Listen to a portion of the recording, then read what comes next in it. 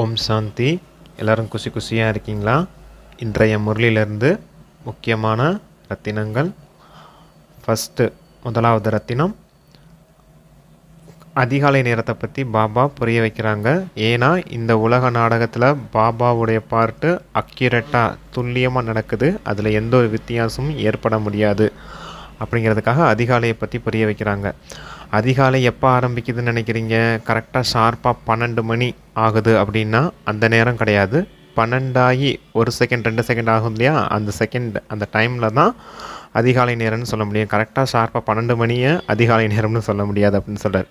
12:01 ஆகும்போது, அந்த 1 நிமிஷம் ஆகும்போது கூட அதை அதிகாலை நேரம் அப்படின்னு சொல்ல முடியும் அப்படிங்கிறாங்க.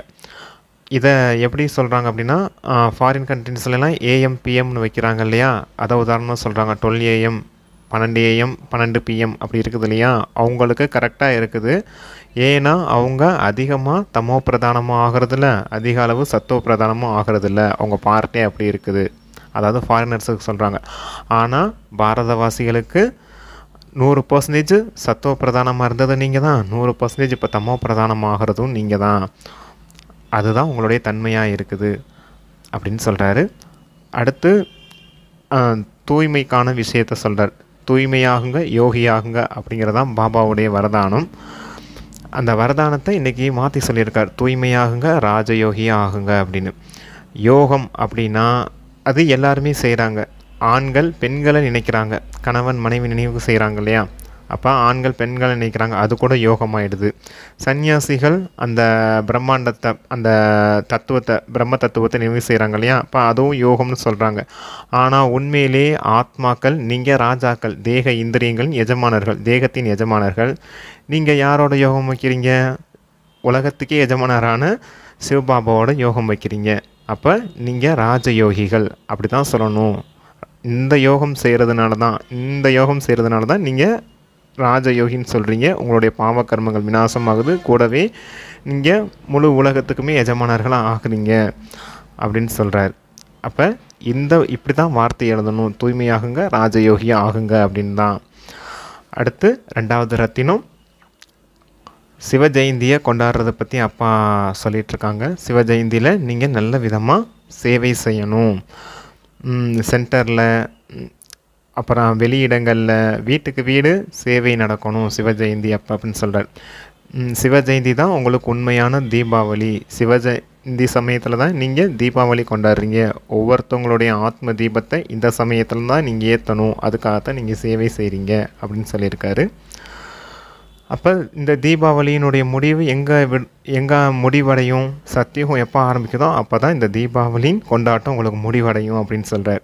ஏன்னா சத்தியுகம் வர வரைக்கும் இங்கே எல்லா ஆத்மாக்களுக்கும் ஆத்ம ஞானத்தை கொடுத்து அவங்களுடைய ஆத்ம தீபத்தை எரிய வைக்கிறது தான் நம்மளுடைய வேலையாக இருக்கணும். அப்போ சிவ ஜெயந்தி அப்போ நீங்கள் தீபாவளி கொண்டாடணும் அப்படின்னு சொல்கிறார். சிவ ஜெயந்தி தான் உங்களுக்கு உண்மையான தீபாவளி. இதனுடைய முடிவு சத்தியுகத்தில் தான் முடியும். ஏன் சத்தியுகத்தில் முடியும்னா, சத்தியுகம் ஆரம்பிக்கும் போது எல்லாருடைய ஆத்ம தீபமும் ஏற்றப்பட்டிருக்கும். ஏன்னா எல்லாரும் ஆத்ம உணர்வு உடையவர்களாக ஆயிடுவாங்க இல்லையா, அதனால சத்தியுகத்தில் தான் அது முடிவடையும் அப்படின்னு சொல்கிறாரு. அடுத்து ராகு திசை, குரு திசையை பற்றி சொல்கிறார். ராகு திசை அப்படிங்கிறது வழி கெடுக்கக்கூடியது, குரு திசை நல்ல வழி காட்டக்கூடியது. ராகு திசை எப்போ அமருது? நீங்கள் காம விகாரத்துக்கு வசமாகி தவறு செய்துட்டீங்க அப்படின்னா அந்த வழி கெட்டு போயிடுச்சு இல்லையா, தந்தையின் வழியை விட்டுட்டு ராவணன் பின்னாடி போயிட்டீங்க. அதான் ராகு வழி கெடுக்கக்கூடியது. குரு என்ன வழி காட்டுறாரு? இந்த காமத்தை வென்று உலகத்தை வென்றவர்களாக ஆகுங்க அப்படின்னு குரு நல்ல வழிக்கான வழி காட்டுறாரு அப்படின்னு சொல்லியிருந்தார். பாபா அடுத்து குளவியினுடைய உதாரணம் கொடுக்குறாரு. குளவியின் கதை சொல்கிறாரு. குளவி என்ன செய்யும் அப்படின்னா, அது கூடு கட்டும். அது 3 விதமான அறையை கூட உருவாக்கி வைக்கும் தன்னுடைய கூட்டில். அந்த 3 விதமான அறைகள்லேயும் 3 விதமான புழுக்களை தூக்கிட்டு வந்து வச்சு பூம்பும் செய்யும். பூம்பும் செய்து அந்த குளவி அந்த புழுக்களை தன்னுடைய இனமாக மாற்றிடும். அதே போல் நீங்களும் இந்த சூத்திரர்கள் இருக்காங்க இல்லையா, அஞ்ஞான மனிதர்கள் கலியுகத்தில் இருக்காங்க இல்லையா, அவங்களெல்லாம் கூட்டிகிட்டு வந்து உங்களுடைய சென்டர் தான் அந்த கூடு, வீடுன்னு சொல்கிறாரு. உங்கள் சென்டரோ வீடோ இல்லை மண்டபமோ ஏதோ ஒன்று உங்களுடைய இடத்துல வச்சு அந்த அஞ்ஞானி ஆத்மாக்களுக்கு ஞானம் கொடுங்க. ஞானத்தின் பூம்பும் செய்து அவங்கள சூத்திரர்கள்லேருந்து பிராமணர்களாக மாற்றுங்க அப்படின்னு சொல்கிறார். இதுதான் குலவின் உதாரணம் உங்களுடையதாக இருக்குது அப்படின்னு சொல்கிறார். நீங்கள் சர்வீஸ் நல்ல விதத்தில் செய்யணும், சேவை நல்ல விதத்தில் செய்யணும். இன்றைக்கி ஒருத்தருக்கு செய்யுங்க, 2 பேருக்கு செய்யுங்க, இல்லை ஒரு 5 பேருக்கு செய்வீங்க, இல்லை 10 100 பேர் 1000 2000 பேர் கூட நீங்கள் சேவை செய்கிறதுக்கான வாய்ப்பு இருக்குது அப்படின்னு சொல்கிறார். நாளைக்கு 4000 5000 பேருக்கு முன்னாடி கூட சொற்பொழிவு ஆற்றுறதுக்கான வாய்ப்பு கிடைக்கும். அப்போ நீங்கள் சேவை செய்யலாம் அப்படின்னு சொல்கிறார். அதுக்கு நீங்கள் நல்ல ஞானத்தின் தாரணை உடையவர்களாக இருக்கணும். உங்களுக்கு ஞான தாரணை இருந்தால் தானே உங்களை கூப்பிடுவாங்க. அரைகுறை ஞானம் தெரிஞ்சவங்களாக இருந்தாங்கன்னா உங்களை கூப்பிட மாட்டாங்க இல்லையா? அப்போ நீங்கள் ஞானத்தின் தாரணையில் பக்காவாக இருக்கணும் அப்படின்னு சொல்லியிருக்காங்க. அடுத்து 3வது ரத்தினம் சத்துவ பிரதானமாக நீங்கள் ஆகணும். இது பாரதம் தங்க யுகமாக இருந்துச்சு, இப்போ இரும்பு யுகமாக மாறிடுச்சு. இப்போ முழு உலகமுமே இரும்பு யுகமாக மாறிடுச்சு. எல்லா தர்மாத்மாக்களும் இரும்பு யுகத்தில் தான் வாழ்ந்துகிட்ருக்காங்க அப்படின்னு சொல்கிறாரு. அப்போ நீங்கள் யாரை பார்த்தாலும், எந்த தர்மத்தினரை பார்த்தாலும் நீங்கள் உங்களை ஆத்மான்னு வந்து பரமாத்மா தந்தையை நினைவு செய்யுங்க. அப்போ நீங்கள் எல்லோரும் முக்தி தாமமாகி உங்கள் வீட்டுக்கு போயிடுவீங்க அப்படிங்கிற இந்த ஞானத்தை மட்டும் சொல்லுங்கள். நிறைய விஷயங்களும் சொல்லாதீங்க உங்ககிட்ட அப்படின்னு சொல்கிறாங்க. நீங்கள் ஆத்மலோகத்தில் தான் இருந்தீங்க, சத்தியுகம் தேவதைகளாக வந்தீங்க, தெய்வீக ராஜ்யம் இருந்துச்சு, இப்போ மீண்டும் அசுர ராஜ்யமாக ஆயிருக்குது அப்படின்னு சொல்கிறார். அப்போ இது எவ்வளோ ஈஸியான விஷயமா இருக்குது, எளிதாக புரிஞ்சு கொள்ளக்கூடிய விஷயமா இருக்குது அப்படின்னு சொல்கிறார். தந்தைக்கிட்ட நேற்று சொன்னது போலவே சொல்கிறாரு, டாக்டர்கிட்ட எந்த ஒரு நோயையும் மறைக்காதீங்க. விகாரத்தின் விஷயங்களை தந்தைக்கிட்ட சொல்லிவிடுங்க. நோயாளி நோயை மறைச்சார்னா நோய் அதிகமாகிடும், தீவிரமடைஞ்சிடும். டாக்டர்கிட்ட சொன்னீங்கன்னா டாக்டர் அதுக்கேற்ற ஞானத்தின் மருந்து கொடுப்பாரு. உங்களுக்கு கொடுக்கக்கூடிய ஒரே மந்திரம் மன்மனாபவ மந்திரம் தான். நேற்று கூட சொல்லியிருந்தார் ஞானத்தின் இன்ஜெக்ஷன் அப்படின்னு சொல்லியிருந்தார். அது என்ன மன்மனாபவ அப்படின்னு சொல்லியிருந்தார்.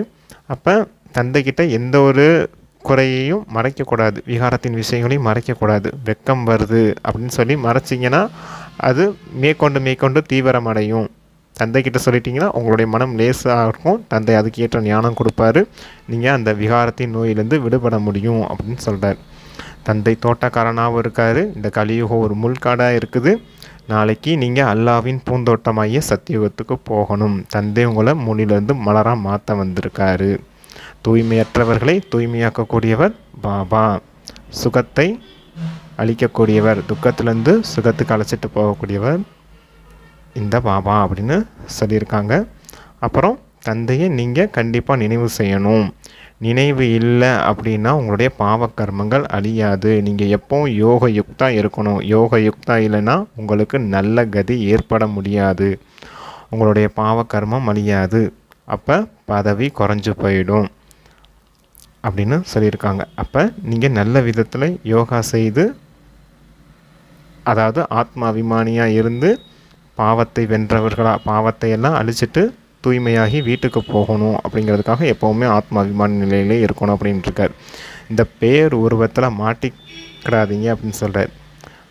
இங்கே ஆத்ம அபிமானியாக இல்லை அப்படின்னா தேகதாரிகள் நினச்சிட்ருப்பீங்களா? தேகத்தினுடைய பெயர், அவங்களுடைய உருவம். அப்போ தேகதாரிகளின் பேர் உருவம் தான் ஞாபகம் இருந்துக்கிட்டே இருக்கும். இப்படி இருந்தீங்க அப்படின்னா உங்களால் ஆத்ம அபிமானி நிலையை அடைய முடியாது அப்படின்னு சொல்லியிருக்கார். அப்போ ஆத்ம அபிமானியாகுங்க, இந்த பேர் உருவத்துக்கு பின்னாடி போய் மாட்டிக்கிடாதீங்க. அப்போ உங்கள் பாவகர்மம் அழியாது, பதவியும் குறைஞ்சு போயிடும், எச்சரிக்கையோடு இருந்துக்கோங்க அப்படின்னு சொல்லியிருக்கார். ஓகே, அப்புறம் ஞான ரத்தினங்களின் கடையை திறந்து வச்சு நீங்கள் வியாபாரம் செய்யணும். தீபாவளி சமயத்தில் என்ன செய்கிறாங்க? அவங்க தீபாவளிக்கு இந்த பலகாரம், வேட்டு, பட்டாசு அந்த கடையெல்லாம் திறந்து வச்சு வியாபாரம் செய்கிறது மாதிரி நீங்கள் இந்த சிவ ஜெயந்தி அப்போ இந்த ஞான ரத்தினங்களின் கடையை திறந்து வச்சு வியாபாரம் செய்யணும் அப்படின்னு சொல்லியிருக்கார். அதாவது ஞானத்தை மற்ற மனிதர்களுக்கு சொல்லி புரிய வைக்கணும் அப்படின்னு சொல்லியிருக்காங்க. ஓகே, அடுத்து 4th பாயிண்ட் வந்து வரதானம் கொடுக்குறாங்க பாபா. வரதானம் வந்து பிரம்மா பாபாவுக்கு சமமாக நான் என்ற உணர்வை முடிக்கக்கூடிய உயர்ந்த தியாகி ஆகுங்கள் அப்படின்னு. நான் என்ற உணர்வை முடிக்கணும். அதாவது எப்பயும் சொல்லுவோம் இல்லையா, தேகம், தேக உறவுகள், தேக பொருட்கள், தேக உலகாய விஷயங்கள். அது அப்பா சொல்கிறாரு, இந்த சம்பந்தத்துலேயும் வைபவத்துலேயும் இருந்து விடுபடுறது பெரிய தியாகம் கிடையாது. நான் என்ற உணர்வு சங்கல்பத்தில் கூட, ஒரு காரியத்தில் கூட வரக்கூடாது அப்படின்னு சொல்கிறார். எப்போவுமே அந்த நான்கிற உணர்வை முடிக்கிறதுக்கு நீங்கள் அப்படின்னு வச்சுக்கோங்க. தான் அப்படிங்கிறத தாங்கள் அப்படின்றத ஆக்கிக்கோங்க அப்படின்னு சொல்கிறார். மற்றவர்களை முன்வைக்கும்போது நான்கிற உணர்வு உங்களுக்கு வராது அப்படின்னு சொல்கிறார்.